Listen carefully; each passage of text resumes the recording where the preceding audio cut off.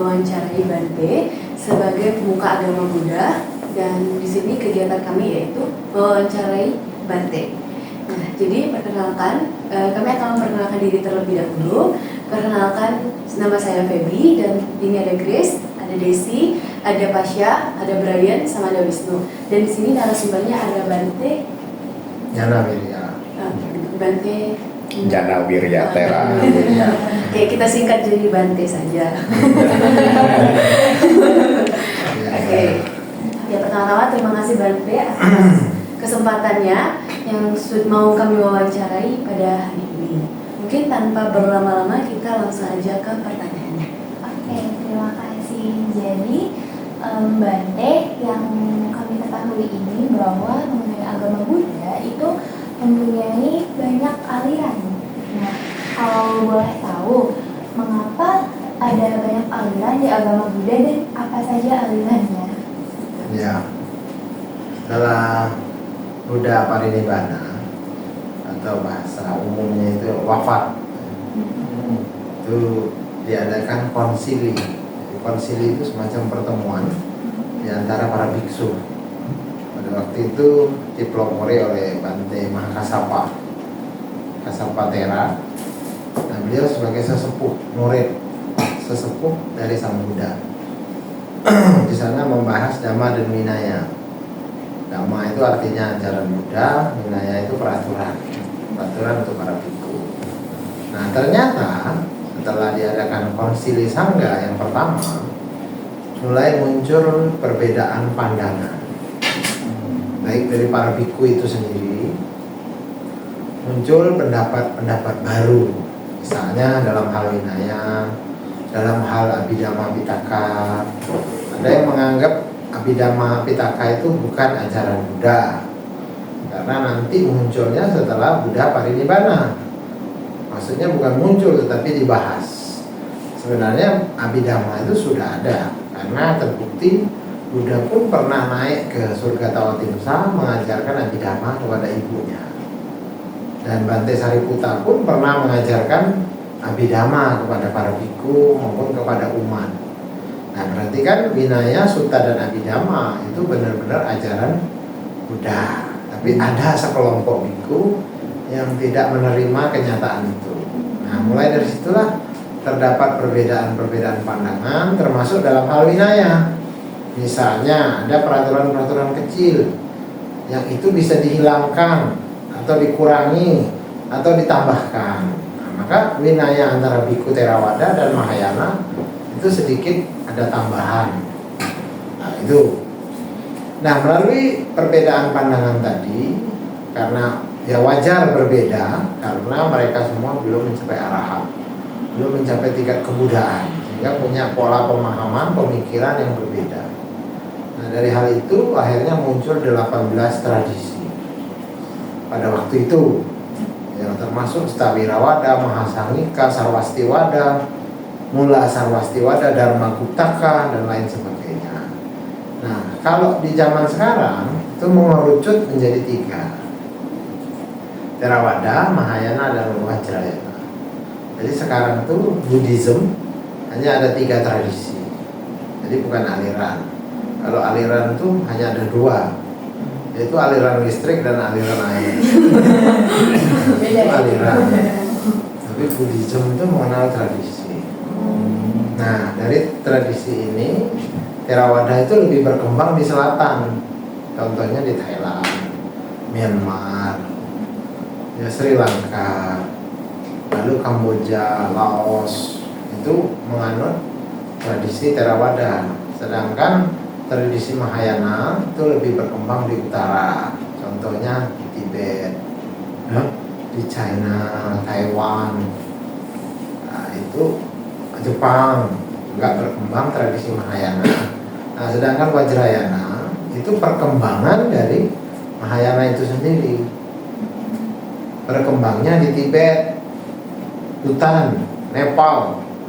Nah, itu lebih condong berkembangnya Vajrayana. Nah, maka sekarang kita mengenal ada 3 tradisi dalam agama Buddha. Jadi itu munculnya karena adanya perbedaan pendapat tadi. Ya, sisa ketiga. Mm-mm. Kemudian Bante masih banyak nih teman-teman kita yang kurang tahu apa perbedaan dari vihara dan juga kelenteng.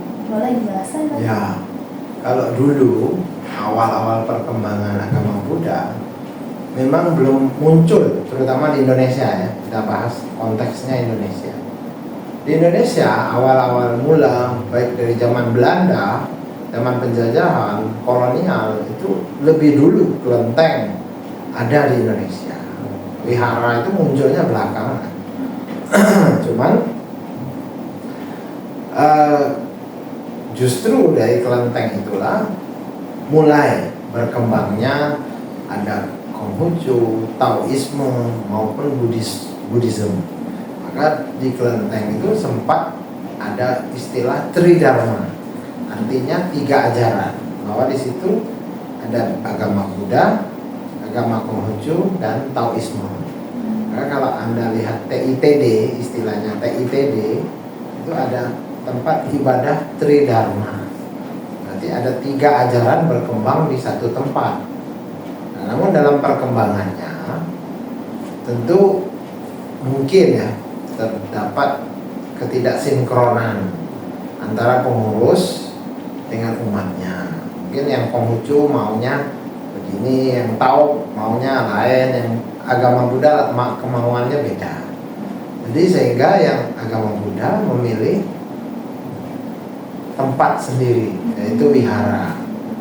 Atau kalau sekarang berkembang jadi pusdiklat, jadi cetia. Itu karena apa? Dalam kepengurusannya nanti lebih fokus mengembangkan agama Buddha daripada hidup di kelenteng. Karena di kelenteng itu lebih condong kepada tradisi. Misalnya kayak Konghucu, itu kan banyak menganut tradisi di Konghucu itu, ya kan? Misalnya ada Guamia, ada apa itu yang pakai ramalan-ramalan Ciamsi. Nah, sedangkan di wihara itu sudah tidak ada lagi. Di wihara itu hanya baca parita, hanya baca sutra, mantra, lalu membahas dhamma, misalnya ada sharing dhamma, dhamma desana, diskusi dhamma atau dhamma talk. Nah, lebih condong ke situ. Sedangkan kelenteng itu masih tung cep, masih datang pai-pai, lalu tancap hio, sudah pulang, tidak ada dharmanya atau dharmanya mungkin kurang lengkap, tidak terlalu dibahas di kelenteng. Nah, sehingga itulah yang membedakan antara kelenteng dan wihara. Namun apakah masalah antara kelenteng dan wihara? Tidak ada masalah, karena di Buddhis itu mengenal pujaca pujanyana eta manggala utama, menghormat yang patut dihormati itu berkah utama. Jadi termasuk para dewa, bodhisattva, bahkan orang tua, guru, senior, kakak tingkat, cece, koko itu dihormati. Maka kelenteng itu kan banyak terdapat para dewa, itu juga dihormati dalam agama Buddha, sehingga tidak terjadi masalah antara tradisi dan Buddhis. Hanya saja untuk lebih fokus kita butuh wihara, sehingga Buddhism bisa berkembang untuk fokus ke Dhamma, ke ajaran Buddha. Nah, itu kelenteng ya biarlah tetap condong kepada Konghucu, tradisi Konghucu, tradisi Taoisme. Nah, mereka lebih condong ke situ. Itu saja bedanya. Jadi ada apa perbedaan-perbedaan di situ yang mungkin baru kita ketahui juga di sini. Terima kasih banyak Bante. Pertanyaan selanjutnya akan ditanyakan oleh teman saya. Oke, izin Bante. Kalau boleh tahu Bante, apa saja ajaran yang diajarkan Sang Buddha dalam kehidupan Sehari-hari. Kalau contoh yang paling gampang itu jangan berbuat jahat. Tambahlah kebajikan. Sucikan hati dan pikiran. Itulah ajaran Buddha. Jadi semua Buddha pasti mengajarkan hal ini. Namun untuk lebih luasnya, ajaran yang diajarkan Buddha pertama kali yaitu 4 kesunyataan mulia, atau yang disebut Catur Arya Sacani. Yaitu ada duka, bahwa hidup ini lahir, tua, sakit, mati, berpisah dengan orang yang kita cintai, berkumpul dengan orang yang kita benci. tidak tercapai yang kita inginkan, itu semua dikategorikan sebagai duka. Artinya apa? Bahwa realita hidup ini sebenarnya duka. Kalau kita bertemu ini pun duka. Tidak bertemu nanti berpisah juga duka. Padahal tadi awalnya senang kan? Nah, tiba-tiba sudah kenal, sudah akrab, berpisah lagi. Nah, itu sudah disebut duka. Maka kategori duka itu bukan melulu penderitaan. Lahir itu sudah duka. Karena apa? Karena orang nanti setelah lahir pasti akan mengalami usia tua, sakit, mati, berpisah dengan yang dia cintai, berkumpul dengan yang dia benci, tidak tercapai yang dia inginkan. Itu duka semua kategorinya. Lalu apa sebab duka? Sebab duka itu adalah tanha, nafsu keinginan, baik itu nafsu rendah, baik berupa kama canda, ya, kama tanha, lalu nafsu misalnya kita sebut selain itu nafsu ingin terus hidup, misalnya kita sebut bawa tanha, karena melihat kehidupan ini nikmat, bahagia, mau ke mall sekarang banyak mall, ya kan? Mau makan enak tinggal ke restoran, mau ke pantai tinggal pergi naik mobil. Nah, semua tersedia, akhirnya kita hidup dengan nyaman, merasa sekolah lancar, fasilitas semua lengkap, makan enak. Jadi kita ingin hidup lebih lama lagi, kalau bisa lebih panjang lagi, karena kehidupan dipenuhi dengan kenyamanan, kebahagiaan. Nah, itu juga termasuk dalam bentuk nafsu. Contoh aja kalau kita makan nasi padang, menunya cocok nasi rendang, ya kan? Kita lihat menunya enak, cocok, pengen nambah. Nah, itu sudah kategori nafsu. Tapi nafsu dalam hal kecil yang biasa, itu sudah golongan nafsu. Tapi nafsu dalam hal makan, melihat menunya enak, cocok, pengen nambah. Tapi sebaliknya, coba kalau cuma nasi putih sama kecap, syukur-syukur mau makan saja itu sudah bagus. Nanti kan seleranya berubah. Nah, itu sudah kategori ketidaksukaan, kebencian. Karena apa munculnya ketidaksukaan, kebencian, ataupun keserakahan tadi, pengen nambah? Karena kita masih punya kebodohan. Kebodohan batin namanya. Batin kita ini masih bodoh. Bukan bodoh tidak bisa ngitung, bukan bodoh tidak bisa nalar, tapi bodoh dalam artian latihan kita ini masih kategorinya rendah, belum berlatih, belum paham tentang kehidupan realita ataupun duka itu tadi. Nah, karena kita tidak memahami, maka konsep kita masih konsep yang umum, normal. Menganggap kalau makanannya enak kita mau nambah, tidak enak kita tidak suka atau membenci, ya kan? Tidak mau nambah, bahkan tidak mau makan. Nah, itu kategori tidak suka, kebencian. Belum lagi benci kalau lihat musuhnya, belum lagi kalau benci lihat orangnya. Nah, itu kategori kebencian yang sudah lebih luas, lebih tinggi. Belum lagi kalau jengok cewek cantik misalnya. Nah, itu keserakahannya muncul tuh. Nah, mana kalau cewek ini misalnya nanti jadi pasangannya, atau sebaliknya ya cowok yang cocok, ganteng, sesuai dengan jadi pasangannya. Nah, itu sudah kategori keserakahan atau loba kan. Tapi kategorinya sudah meningkat daripada makanan tadi. Nah, masih banyak lagi kategori keserakahan yang lebih besar. Misalnya pengen rumah yang mewah, pengen kendaraan yang bagus, pengen handphone yang keren, ya kan? Handphone sudah ada satu, pengen dua. Handphone sudah dua, pengen tiga. Sudah tiga, pengen Samsung S yang terbaru. Sudah Samsung terbaru, pengen lagi Apple misalnya. Nah, itu termasuk kategori keinginan yang terus bertambah, pengen terus, pengen. Nah, ini yang digolongkan sebagai nafsu. Nah, jadi kategori nafsu itu luas. Karena apa kita masih punya nafsu? Karena kita masih punya keserakahan, kebencian, kebodohan. Maka satu dan lain ini saling mendukung. Di mana ada keserakahan, di situ ada kebencian, ada kebodohan batin. Nah, karena ketiga hal inilah kita terus lahir mati.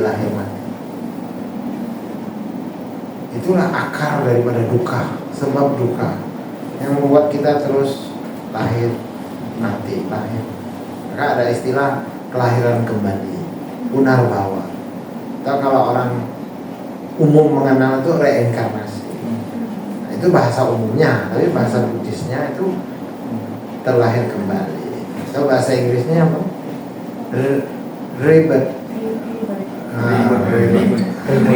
Itu bukan ribet, bukan ribet ya.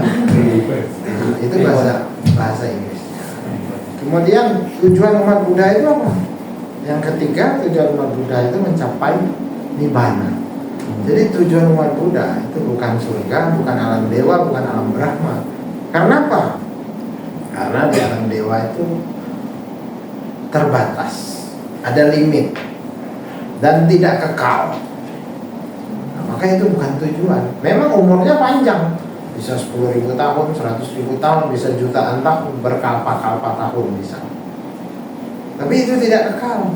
Maka yang kita tuju adalah yang bersifat kekal, tidak terlahir kembali. Di mana itu? Itulah nibbana. Putusnya nafsu, padamnya nafsu. Jadi sudah tidak ada lagi loba, dosa dan moha. Tidak ada lagi keserakahan, kebencian maupun kebodohan batin tadi. Nah, karena itu sudah tidak ada, padamnya nafsu tadi, baik itu nafsu tubuh jasmani atau ragawi, baik itu nafsu pengen hidup selamanya atau sebaliknya nafsu pengen mati saja, menghentikan kehidupan. Anda lihat kalau orang sudah tua, sakit-sakitan, apa yang mereka ucapkan? Ingin cepat mati saja. Nah, itu juga termasuk golongan nafsu. Maka kita sebut dengan wibawatan ha. Nafsu mau mengakhiri hidup karena melihat hidup ini sudah bosan, sakit, tidak sembuh-sembuh, pergi ke dokter, pergi berobat, pergi ke dukun, tapi tidak sembuh-sembuh, pengennya mati saja. Itu juga digolongkan sebagai nafsu. Belum lagi ada sangkara apa istilahnya, sangkara duka, perasaan munculnya karena keinginan yang tidak tercapai. Itu juga golongan nafsu, golongan duka. Nah, karena keinginan kita tidak tercapai atau ada perubahan, misalnya yang dulunya Anda merasa dirinya cantik, nanti berubah dari golongan hitam menjadi golongan putih, ya kan? Maksudnya rambutnya. Rambutnya dulu hitam, sekarang putih, ya kan? Dulunya cantik, sekarang nggak cantik lagi. Dulunya mulus, kok sekarang jadi kayak merek handphonenya misalnya. Dulunya kuat, sekarang lemah. Itu kan berarti ada perubahan. Kan? Lihat orang tua Anda dulu kuat cari uang, sekarang mungkin lemah. Lihat nenek Anda dulu kuat naik tangga, sekarang jalan aja susah. Itu kenapa terjadi? Karena normal, itulah realita kehidupan. Selalu mengalami perubahan. Begitu juga rumah yang dulunya bagus, dicat sangat meriah, cantik, cerah, cakep. Lama-kelamaan jamuran, kemudian roboh, mungkin minta diservis, minta dibangun ulang. Itu akibat perubahan anicca. Maka Buddhism mengenal sikap anicca. Segala sesuatu mengalami perubahan. Begitu juga tubuh jasmani mengalami perubahan. Dulunya golongan hitam, ini kakek berubah jadi golongan putih, ya kan? Kecuali rajin ke salon. Nah, bisa jadi coklat, bisa jadi merah, atau pelangi-pelangi, ya kan? Lalu apa jalan menuju lenyapnya duka? Jalan menuju lenyapnya duka dikategorikan sebagai sila, samadhi, dan manya. Yaitu moralitas, etika. Yang kedua yaitu meditasi. Nah, dari kedua hal ini maka nanti akan menghasilkan wisdom, Buddhist wisdom, kebijaksanaan Buddhis. Nah, inilah yang perlu dipraktikkan oleh umat Buddha. Baik itu etika, moralitas, peraturan, winaya, patimokkha. Itu untuk para bhikkhu. Kalau umat Buddha Pancasila Buddhis, nah, itu berisi aturan-aturan moralitas sebagai pondasi kehidupan. Karena yang itulah yang harus dipegang oleh umat Buddha sebagai kekuatan keyakinannya terhadap Buddha Dharma. Nah, dengan dengan menjalankan sila, maka itu sebagai pondasi landasan untuk mempraktekkan meditasi. Melalui sila yang baik kita bisa meditasi dengan tenang. Tanpa sila yang baik Anda tidak akan bisa meditasi. Bagaimana mau bisa meditasi? Coba habis nyolong mau meditasi gimana? Sudah takut kan dikejar orang, takut diincar polisi, ya kan? Mungkin kelihatan CCTV, nah, pasti sudah gelisah. Mau meditasi? Sedangkan silanya sudah tidak bagus. Nah, maka perlu sila yang bagus untuk melatih meditasi. Meditasi yang bagus akan menghasilkan kebijaksanaan. Itu yang kita sebut dengan Buddhist wisdom. Nah, itu konteksnya hanya duka saja. Baik itu duka, sebab duka, lenyapnya duka, dan jalan menuju lenyapnya. Apakah Buddha hanya mengajarkan ini? Tidak, masih ada lagi ajaran lain yang termasuk karma, lalu ada paticca samuppada, belum lagi tilakana, anicca, dukkha, dan anatta, belum lagi ajaran tentang kelahiran kembali, belum lagi ajaran tentang sutta, ya kan? Vinaya, abhidhamma, dan itu berkembang. Kalau kita pelajari tidak cukup setahun 2 tahun, namun butuh waktu bertahun-tahun. Maka kalau Anda lihat kitab suci Tripitaka, itu bukan satu buku, tapi 2 lemari. Maka untuk mempelajari 2 lemari itu butuh waktu dari kecil sampai tua. Maka di tradisi Myanmar, anak-anak itu dari kecil sudah dididik di wihara, membiara, atau istilah kita ngomong pesantren. Nah, istilah pesantren itu sudah ada sejak zaman Sriwijaya, bukan di era Indonesia ini. Jadi Buddhism itu sudah tahu pesantren itu sejak zaman Sriwijaya, kerajaan Sriwijaya. Buktinya di mana? Ada di Candi Muaro Jambi. Anda lihat Candi Muaro Jambi itu luasnya lebih dari Borobudur. Nah, candi itu dulu digunakan oleh para biksu untuk belajar Tripitaka, untuk praktek agama Buddha. Maka dulu dikenal biksu Serlingpa Dharmakirti, biksu besar di zaman Sriwijaya. Nah, disinilah banyak orang berguru datang ke Indonesia. Contohnya Fasien, Itsing, Atisa. Mereka datang berbondong-bondong, tahan naik kapal berbulan-bulan dari India, dari Tiongkok, datang ke Indonesia hanya untuk belajar agama Buddha. Maka sekarang Dalai Lama sangat berterima kasih kepada Indonesia. Kenapa? Karena Bante Atisa jauh-jauh dari India belajar datang ke Indonesia hanya untuk belajar agama Buddha. Setelah Bante Atisa di Pangkara belajar di Indonesia, beliau kembangkan di Tibet. Maka sekarang jadi agama Buddha Vajrayana. Maka orang Tibet sangat berterima kasih kepada Indonesia, karena mereka menganggap Indonesia lah tempat mereka belajar agama Buddha. Maka Dalai Lama tidak pernah lupa dengan Indonesia. Nah, termasuk Itsing yang punya banyak catatan perjalanan ke Indonesia. Maka dia sebut Sriwijaya Silifosi. Nah, Serlingpa itu artinya pulau emas. Pulau emas itu ada di Sriwijaya, tempat beliau belajar agama Buddha. Maka kita bersyukur ada Suhu Itsing, karena Suhu Itsing inilah yang banyak melakukan penulisan literatur Buddhis. Nah, dari ini kita bisa tahu bahwa benar di zaman Sriwijaya itu ada agama Buddha berkembang. Tanpa orang-orang seperti ini, sampai sekarang mungkin kita tidak tahu bahwa dulu di Indonesia ini ada agama Buddha, sempat berkembang dengan jayanya. Nah, jadi itu pelajaran atau ajaran-ajaran Buddha yang berkembang. Jadi istilahnya dulu Sriwijaya ini sebagai S1-nya agama Buddha, S2-nya ada di India, Nalanda University. Nah, jadi kalau setelah Bante Itsing, Bante Atisa atau Fasien tadi belajar di Indonesia, S1-nya di Sriwijaya, mereka akan pergi lagi ke Nalanda University di India, Universitas Buddhis pertama kali di dunia. Itu sekarang hanya tinggal puing-puingnya saja, karena sudah dibakar habis oleh Bhaktiar Khilji seorang Turki. Dibakar selama 6 bulan baru hancur, baru habis. Jadi Anda bisa bayangkan 6 bulan untuk bakar kampus sebegitu besarnya. Berarti kampus itu bukan hanya 1 hektar, 2 hektar, bisa puluhan bahkan ratusan hektar. Butuh waktu 6 bulan. Anda bayangkan kalau kebakaran rumah 6 ruko, 10 ruko itu 1 malam habis toh. Iya. Ini 6 bulan, Anda bayangkan. Berarti seberapa besar universitas pada waktu itu. Kenapa mereka mau menghancurkan universitas itu? Karena dari pendidikan itulah awal mula munculnya atau berkembangnya sebuah agama. Jadi cara menghancurkannya dengan universitasnya dihancurkan. Sehingga para biksu, termasuk para biksunya dilenyapkan.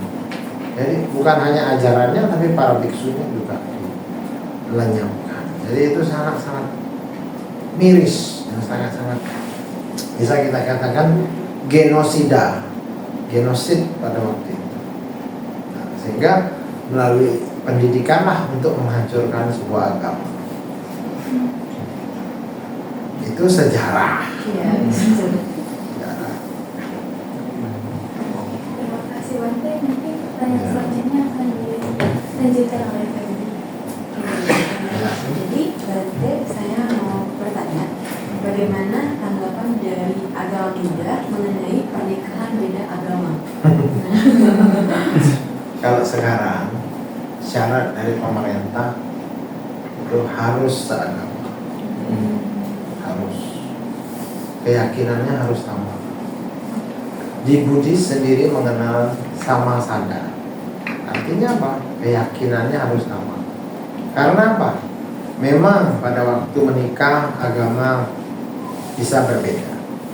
Tapi pada saat perjalanan sebuah keluarga dengan hadirnya seorang anak nanti akan jadi masalah. Karena anaknya kan bingung mau ikut papanya atau mau ikut mamanya. Begitu juga kekacauan rumah tangga itu pasti akan terjadi. Karena yang satu membela agama A, satu membela agama B. Yang satu condong ke wihara, satu condong ke masjid. Satu mau ke masjid, satu mau ke gereja. Satu mau nyumbang ke wihara, satu mau nyumbang ke gereja. Padahal uangnya sama dari suaminya. Kenapa kau nyumbang lebih banyak? Aku nyumbang lebih dikit misalnya. Nah itu contoh yang kecil saja. Belum lagi munculnya anak nanti. Papa, aku ke wihara. Tidak boleh, kamu harus ke gereja. Kata mamanya. Mama, aku mau ke gereja. Tidak boleh, kamu harus ke masjid. Kata papanya. Nah itu sudah jadi masalah. Itu contoh saja. Nah, maka peraturan sekarang baik di pemerintah maupun di keagamaan, agama harus sama agar supaya tidak terjadi masalah-masalah yang akan datang, bukan pada saat menikah. Maka kalau Anda lihat di Katolik pun mereka pasti akan melakukan permandian untuk calon pengantin dan akan dilakukan bimbingan pranikah selama 3 bulan di gereja Katolik. Untuk apa? Untuk pendalaman agama Katolik. Di Islam Anda harus mengucapkan kalimat syahadat, ikut ijab kabul. Itu artinya apa? Anda sudah convert menjadi agama Islam, apapun agama Anda sebelumnya. Artinya apa? Ya harus sama agamanya. Itu sudah jelas. Baik di Islam, di Katolik, begitu juga di Kristen. Nah, di agama Buddha maka sekarang harus mempertegas dirinya agar calon pengantin supaya sama keyakinannya. Maka tadi disebut sama sada. Agar apa? Agar dengan keyakinan yang sama akan muncul sama sila, sama caga, sama panya. Artinya apa? Dengan keyakinan sama mereka akan mempraktekkan sila yang sama, perbuatan baik yang sama, dan kebijaksanaan yang sama. Tapi kalau beda keyakinan, maka satu ke barat, satu ke timur, bingung arahnya mau kemana keluarga ini akan dibawa. Dan disitulah akan muncul perselisihan, perbedaan pendapat, bahkan pertengkaran. Nah, itu yang akan jadi masalah. Jadi susah ya kalau nikah tuh beda agama. bukan susah. Repotnya nanti setelah menikah akan muncul perbedaan, ya baik di mulut maupun di fisik maupun di mental. Nah, ini yang repot, itu jadi masalah. Untuk pertanyaan selanjutnya itu, apa pendapat Bante tentang kehidupan setelah kematian? Setelah kematian itu ada istilahnya kelahiran kembali. Maka Buddhism itu yakin bahwa seseorang setelah meninggal itu tidak hanya surga dan neraka menjadi pilihan hidupnya, tapi ada 31 alam kehidupan. Ya, termasuk di dalamnya alam manusia, alam dewa, alam Brahma, bahkan kita ini disebut alam manusia. Selebihnya ada alam binatang, alam peta, asura. Peta itu maksudnya alam setan, setan kelaparan, alam jin, asura itu. Belum lagi alam dewa naga. Belum lagi alam neraka. Nah, itu kategori alam-alam rendah. Nah, sehingga untuk menciptakan kebahagiaan setelah meninggal, maka Buddhism meyakini kamu harus menjalankan ajaran. Ya, contohnya tadi mempraktekkan sila, mempraktekkan meditasi, akan mengembangkan kebajikan, baik itu berdana, misalnya amal, kewihara untuk membantu fakir miskin, membantu panti jompo, berbakti kepada orang tua. Itu sikap-sikap seorang Buddhis untuk menuju ke alam berikutnya nanti setelah meninggal. Ibaratnya itu tabungan kehidupan kita setelah nanti menjelang kematian.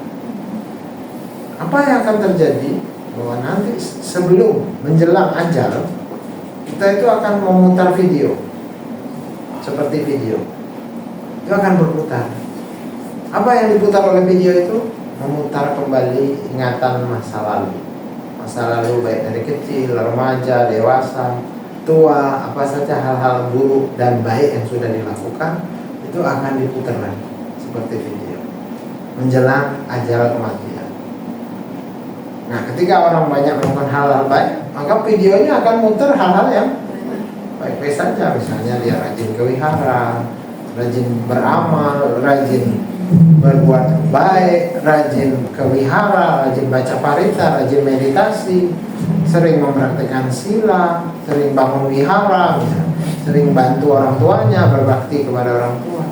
Tapi sebaliknya, kalau di kehidupan sekarang banyak hal-hal yang negatif, yang buruk, yang jelek kita lakukan, maka menjelang kematian itu akan diputar lagi. Nah, videonya ini dulu galak melawan wong tua, ini dulu galak dugem, ini dulu galak ke diskotik, ini dulu galak narkoba misalnya, ini dulu galak mabuk misalnya. Itu akan diputar lagi. Nah, maka menjelang kematian itu menentukan seseorang akan lahir di alam selanjutnya. Misalnya ketika menjelang kematian, video yang putar yang baik-baik saja, maka mati, dia akan lahir di alam bahagia, misalnya di alam surga, alam dewa, alam Brahma. Tapi sebaliknya, kalau yang diputar tadi videonya yang jelek-jelek, yang negatif, yang buruk-buruk, otomatis alam-alam rendah tadi yang akan dituju, baik itu alam neraka, alam peta, alam asura, alam binatang. Itu tujuannya. Nah, maka sekarang kenapa? Kita harus mempersiapkan hal-hal yang baik, positif, baik itu dari pikiran, ucapan maupun perbuatan, sikap kita. Maka Buddhism itu sebenarnya bukan agama. Buddhism itu sebenarnya sebuah sikap mental, filosofi kehidupan. Bagaimana menuju ke nanti ke alam berikutnya. Kita mempersiapkan diri dulu di saat ini untuk tabungan menuju ke alam yang selanjutnya. Jadi ibaratnya sekarang kita sudah tahu tuh, kita harus mempersiapkan diri dengan sebaik mungkin. Ibarat Anda menuju ujian, mau semesteran, maka Anda perlu mempersiapkan pelajaran, materi, mental, bukan kepean, tapi materi yang diingat. Apa pelajaran yang sudah Anda dapatkan itu harus Anda ulang, harus Anda ingat, sehingga nanti menjelang ujian Anda siap menghadapi. Sama dengan kehidupan ini, ibaratnya ujian kehidupan yang kita harus hadapi melalui pacaran, melalui rumah tangga, hidup sebagai suami istri, punya anak, punya cucu. Itu kan semuanya ujian kehidupan. Suka duka, ya bertemu orang yang tidak kita senangi, bertemu orang yang kita sukai, baik itu menghadapi kelahiran, usia tua, sakit mati tadi, semuanya akan kita hadapi. Itulah realita kehidupan yang setiap hari kita alami. Maka kita butuh belajar dhamma. Kenapa? Agar supaya kita paham, tahu bagaimana realita hidup ini, supaya kita tidak kosong, tidak suwung, tidak memahami apa itu hidup. Tapi dengan memahami ini, kita tahu caranya menghadapinya seperti apa. Itulah kita butuh mental dan spiritual. Jadi menarik banget ya tentang ini, tentang adanya dunia sebelum menjelang kematian dan sebagainya. Dan mungkin untuk pertanyaan selanjutnya bisa ditanyakan sama teman saya. Baik, berarti apa tujuan hidup dari seorang Bante itu? Tujuan? Iya, tujuan hidupnya. Tujuannya yang pertama yaitu kebahagiaan. Semua orang pasti ingin bahagia. Dan tujuan yang kedua mencapai nibbana. Itu tujuannya. Nibbana juga kebahagiaan, karena bebas dari nafsu, bebas dari kesalahan, kebencian maupun kebodohan hati. Semuanya pasti menuju ke situ, baik rumah tangga maupun biku, maupun para biksu. Hanya saja mungkin tujuannya yang berbeda atau caranya yang berbeda. Karena kita bebas memilih. Contoh, ada umat yang hanya ingin terlahir di alam surga. Ada orang yang hanya ingin misalnya mencapai alam Brahma. Ada yang orang memilih hanya mencapai Sotapanna, tingkat kesucian yang pertama. Ada ingin menjadi Buddha, ada yang ingin menjadi Bodhisattva. Jadi macam-macam tujuan. Tapi semuanya kebahagiaan, terbebas dari loba, dosa dan moha, kecelakaan, kebencian maupun kebodohan hati. Itulah tujuan umat Buddha. Baik, pertanyaan selanjutnya, pantangan seperti apa yang harus dilalui bagi seorang Bante? Kalau biku, peraturannya adalah 227 yang disebut dengan patimokkha atau peraturan kehidupan. Baik itu dari cara makan, menggunakan jubah, menyebarkan dharma, cara berjalan, itu semua ada aturan. Bahkan berludah, kencing, itu ada aturan. Jadi aturan inilah yang menjadi panduan kehidupan seorang biksu, seorang biku atau bante, atau suhu atau lama. Dengan mengikuti peraturan-peraturan ini, apakah mengekang, apakah menekan? Tidak.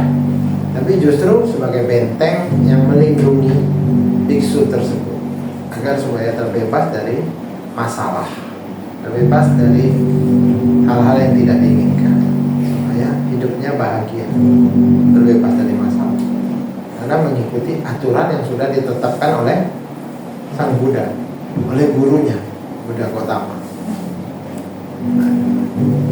Bante, terima kasih. Pertanyaan selanjutnya akan dijelaskan kepada teman saya. Oke, jadi pertanyaan saya akan diberikan itu yang pertama, apa peran vihara dalam membangun kerjasama antara umat Buddha? Peran wihara, Ya. wihara itu sebagai fasilitas, fasilitas tempat melakukan ritual maupun spiritual. Ya, kalau Buddhis pasti ada baca parita, sutra, mantra, belajar meditasi, praktek meditasi, mempraktekkan moralitas, sila, semuanya jadi satu di situ. Bahkan kita bisa diskusi seperti hari ini, kita bisa sharing, bisa dhamma talk di wihara tersebut. Sehingga wihara ini sebagai sarana untuk belajar dharma. Sama seperti gereja, kelenteng, masjid. Nah, saya pikir itu tujuannya sama. Tempatnya itu digunakan sebagai fasilitas, sarana untuk beribadah, untuk beragama. Oke, terima kasih. Terus pertanyaan selanjutnya itu, sekarang kan banyak anak-anak muda yang apa ya, ibaratnya itu intoleransi dengan agama lain. Nah, itu menurut Bante apa tanggapannya terhadap anak-anak muda yang sekarang terhadap intoleransi terhadap agama Buddha? Lalu pesannya itu apa? Intoleransi itu kan tercipta karena pandangan kita sempit. Sempit kenapa? Sempit karena memandang agamanya sendiri yang paling benar, agamanya sendiri yang paling baik, menganggap agama orang lain tidak baik atau jelek atau negatif. Untuk itu kita perlu belajar. Maka tujuan sekolah itu apa? Belajar. Supaya apa? Supaya cerdas, supaya pintar, supaya memperoleh pengetahuan, pemahaman.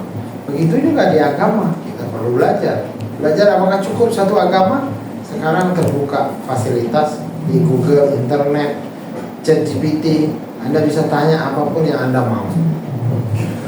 Anda bisa belajar agama Buddha, bisa belajar agama Katolik, Hindu, Islam, Kristen, kepercayaan, bahkan filosofi keagamaan. Anda bisa belajar. Nah, melalui pemahaman, pembelajaran, pengetahuan inilah yang membuka wawasan kita. Bahwa ternyata di agama Islam ada ajaran ini. Di Kristen ada seperti ini. Di Katolik ada ini. Di Buddha ada seperti ini. Di Hindu ada seperti ini. Nah, melalui pengetahuan, pemahaman ini membuka wawasan kita sehingga tidak lagi memandang agama kita yang paling benar. Nah, melalui wawasan terbuka inilah kita akan bersikap lebih toleransi terhadap agama lain. Nah, apa pesan yang perlu disampaikan agar supaya kita terus memanfaatkan waktu untuk belajar dan lebih banyak sharing, diskusi. Kalau memang tidak tahu, lebih baik bertanya. Jangan menganggap sok tahu. Nah, ini yang banyak jadi masalah. Tidak tahu tapi beranggapan tahu. Yang repot jadi tahu dan tempe. Nah, makanya kita perlu belajar, kita perlu diskusi, kita perlu sharing. Supaya apa? Kita memperoleh insight, pemahaman. Nah, Buddha saja sudah sebagai bodhisatta, beliau masih belajar. Belajar kitab Weda, belajar meditasi, berguru pada guru-guru meditasi pada waktu itu. Namun apakah beliau memperoleh jawaban? Tidak. Jawaban diperoleh justru melalui meditasi. Nah, dari meditasilah beliau memperoleh insight, memperoleh pemahaman dan wawasan baru, mencapai tingkat kebudaan, mencapai sama sang Buddha, dan bisa mengajarkan kepada orang lain, ya, kepada siswa-siswanya, pada para biku, pada umat, bahkan kepada para dewa. Maka dikenal Buddha adalah guru para dewa dan manusia. Terima kasih. Selanjutnya akan disampaikan. Ya. Oke, berarti saya selanjutnya itu bagaimana peran agama Buddha dan pemuka agama Buddha tentang dialog dan kerjasama antar agama. Ya. Kalau perang, saya pikir Buddhism ini masih sedikit. Karena apa? Karena saya lihat agama Buddha itu lebih bersifat pengendalian diri. Jadi prakteknya agama Buddha itu lebih kepada dirinya sendiri, tidak mengamati hal-hal yang ada di luar dirinya. Jadi dia tidak ngurusi orang lain. Yang dia urusi hanya egonya sendiri, dirinya, pengendalian dirinya. Bagaimana pikiran saya, ucapan saya, perbuatan saya, perilaku saya, sikap saya, apakah sudah baik, apakah menyinggung perasaan orang lain, apakah menyakiti orang lain. Itu yang lebih ditekankan dalam agama Buddha. Pengendalian diri dulu, sehingga tidak melihat kesalahan, kekurangan orang lain.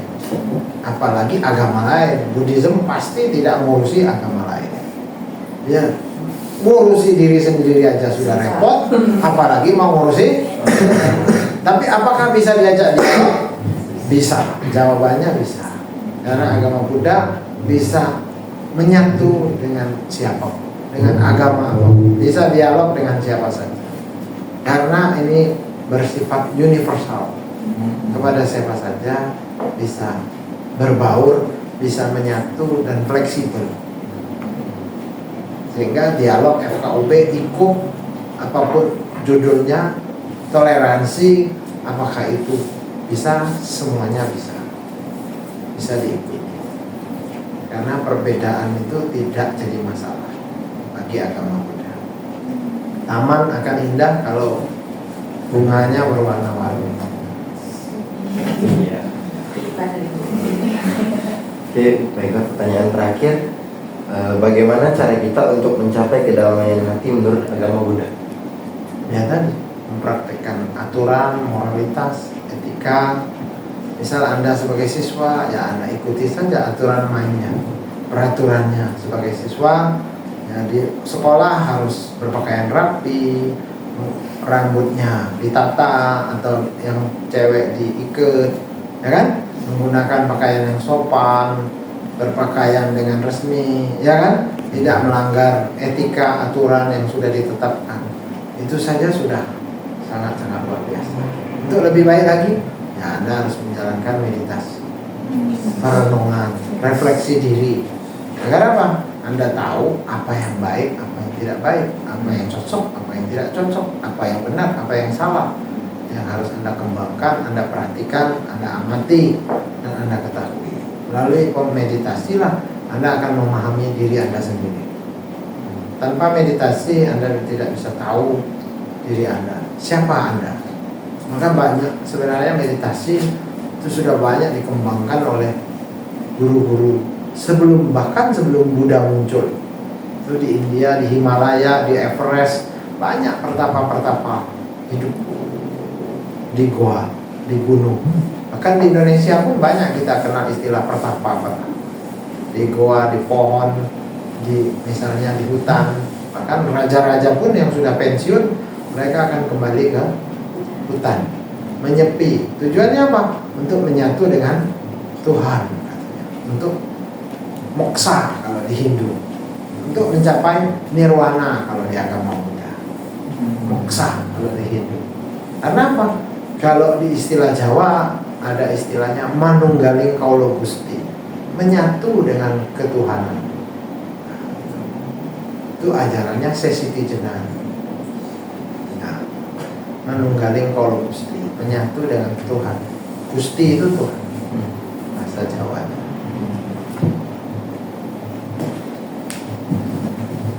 Oke, terima kasih Bante Ya, atas sama-sama. pertanyaan-pertanyaan sudah dijawab sama Bante. Dan juga ini informasi yang baru untuk kami dan sangat-sangat menarik untuk kami dengarkan. Dan juga terima kasih untuk teman-teman yang sudah menonton dan juga atas Romo. Terima kasih. Ya, terima kasih sama-sama. Terima kasih Romo, terima kasih Bante.